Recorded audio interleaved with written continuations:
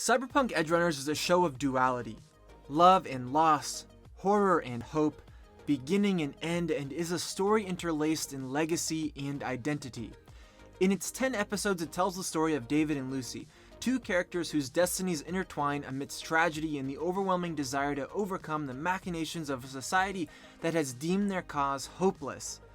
Their story is as beautiful as it is fleeting, and when listening to other people share their opinions and takes on the series, these two characters tend to be the focus of the discussion. I did the same thing at length in my previous video, which you guys seem to really like, which, by the way, thank you so much if you happen to have watched that video. But for all the grandeur and sadness, for all the emotion that wells up inside every time I hear I want to stay at your house, or think back on the moments that David and Lucy shared before the end, none of it could have happened without Maine.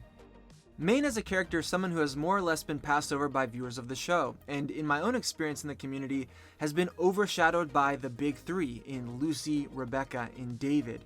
Finding posts discussing Maine or fan art of his character is a maddening task, as the community as a whole relishes in the nostalgia for the three characters I mentioned previously. But just as the show loves to parallel its own concepts and calls back on itself throughout the length of the series, Maine works as the largest and most pivotal mirror to David's own experience in the show, and works as the single strongest influence in the character David ultimately becomes.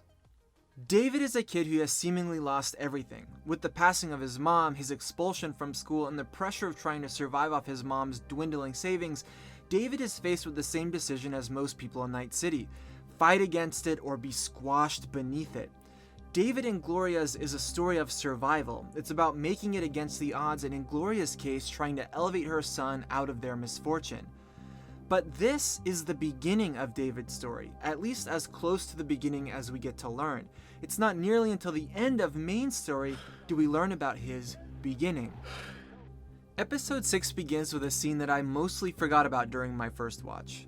It's a quiet scene, far from the towering spires and huddled masses of Night City, and features a younger Maine, jogging across what appears to be the open desert. What he finds at the end of his run is a divide, a clear division between the last suggestion of human civilization and the vastness of what lies beyond. He reaches the end of the road in this moment, both physically and metaphorically, and is then faced with a choice. Do I keep running, or do I turn back?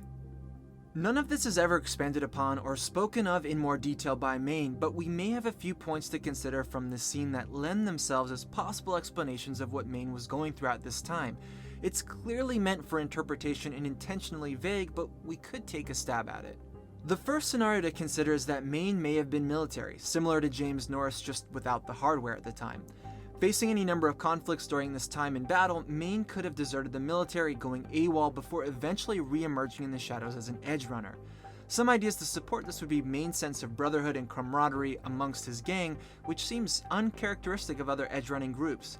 He also has an affinity for high-end tech, seeking Norris's own Sandevistan even after already substantially augmenting his body. This ends up falling into David's hands, but Maine's familiarity with military-level hardware and willingness to adopt it could speak to his relationship with it from a time of service.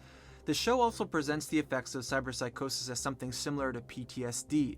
During these bouts of psychosis in episode 6, Maine is continually brought back to the desert, perhaps paralleling his current round of cyber PTSD with a form of PTSD he suffered from after being a soldier.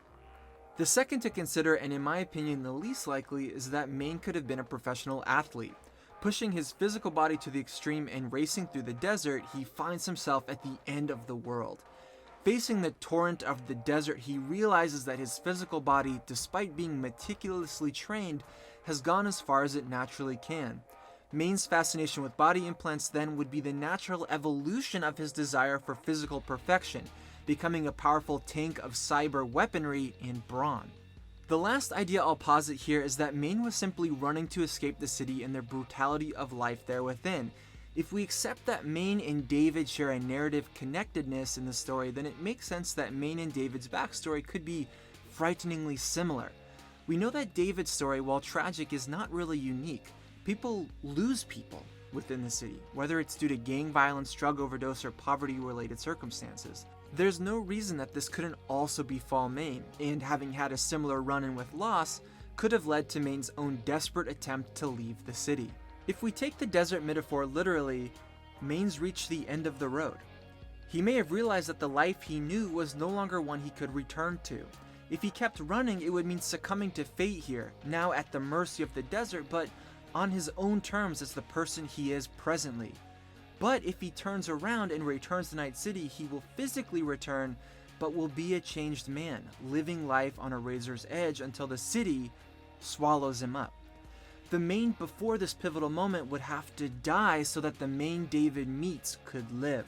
The more nihilistic view would be that Maine saw that there was nothing outside the city and begrudgingly accepted his fate within it. While possible, I don't like this view, as it's not one that is shared by David or Maine in the sense that neither live or die with such a defeatist attitude, even if thematically this fits with the cyberpunk genre as a whole. But again, this interpretation is up to you. Some ideas to support the former would be that after Gloria's passing and Maine realizing David's situation, sees David as a reflection of himself, a scared kid who has reached his own road in the sand and is being faced with the same option as Maine. Do I run or do I go back to the city? And this choice is later showcased in episode 3 after David successfully passes Maine's test and quote, joins the crew, where Maine offers David a cut of the reward in a pack of meds despite not formally having joined yet. This moment, sitting on the hood of Maine's car, is David's own end-of-the-road moment, as he receives a call from his former school principal encouraging him to come back into the fold. Faced with what David views as the death of his own character and going back, or starting anew with Maine, this serves as his pivotal moment, marking the point at which the old David dies, giving rise to the new. This transformation in David is wholeheartedly facilitated by Maine, with supporting characters filling in other roles. But for all the roles that these characters serve, Maine serves the same role and then some.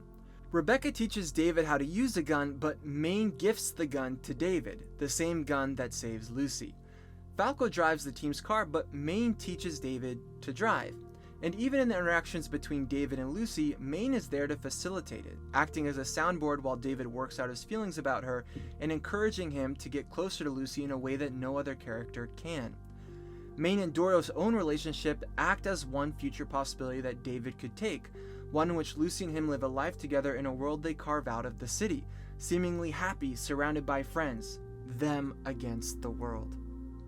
It would be willfully ignorant not to accept that David idolizes Maine, that he respects and looks up to Maine, and amongst all of his family, both natural and adopted, is the person David most leans on and models himself after. The parallels between them run deep. Let's jump to the end now, Maine's final moments.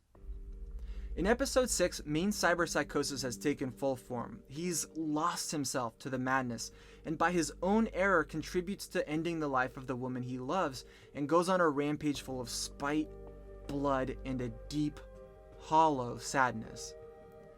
As he lashes out in one final act of futile defiance, Maine continues to recall his time in the desert, mixing his present experiences with visual illusions of his time spent there, now seeing his true end of the road, the place where his life will conclude, coming full circle in a grand cosmic joke of indifference and melancholy.